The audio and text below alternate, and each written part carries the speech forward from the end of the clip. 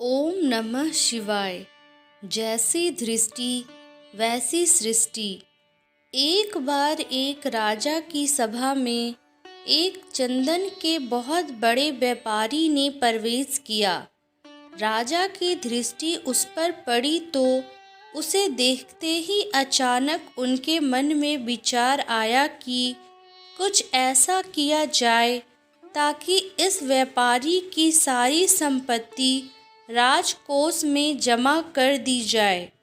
व्यापारी जब तक वहां रहा, राजा का मन रह रहकर उसकी संपत्ति को हड़प लेने का करता।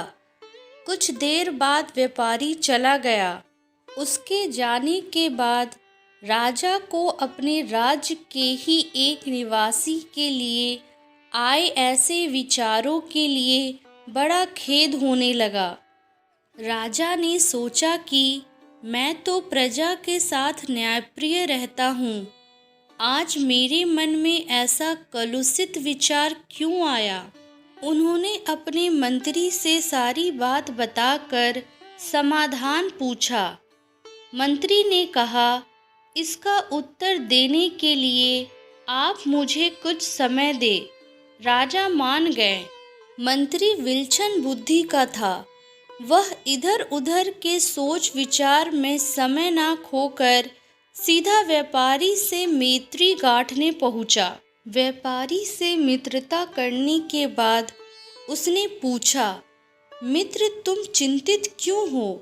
भारी मुनाफे वाले चंदन का व्यापार करते हो, फिर चिंता कैसी? व्यापारी बोला, मेरे पास उत्तम कोटि के चंदन का बड़ा भंडार जमा हो गया है। चंदन से भरी गड्डियां लेकर अनेक शहरों के चक्कर लगाए, पर नहीं बिक रहा है। बहुत धन इसमें फंसा पड़ा है। अब नुकसान से बचने का कोई उपाय नहीं है। व्यापारी की बातें सुनकर मंत्री ने पूछा, क्या हानि से बचने का कोई उपाय नहीं? व्यापारी हंसकर कहने लगा, अगर राजा की मृत्यु हो जाए तो उनके दाह संस्कार के लिए सारा चंदन बिक सकता है। अब तो यही अंतिम मार्ग दिखता है। व्यापारी की इस बात से मंत्री को राजा के उस प्रश्न का उत्तर मिल चुका था जो उन्होंने व्यापारी के संदर्भ में पूछा था।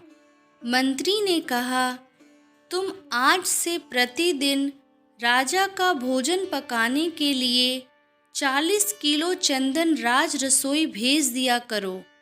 पैसा उसी समय मिल जाएंगे। व्यापारी यह सुनकर बड़ा खुश हुआ।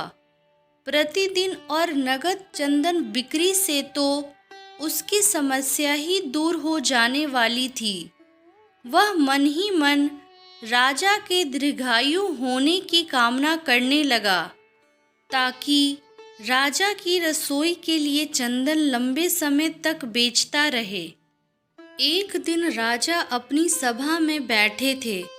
वह व्यापारी दोबारा राजा के दर्शनों को वहां आया। उसे देखकर राजा के मन में विचार आया कि यह कितना आकर्षक व्यक्ति है, इसे कुछ पुरस्कार स्वरूप अवश्य दिया जाना चाहिए।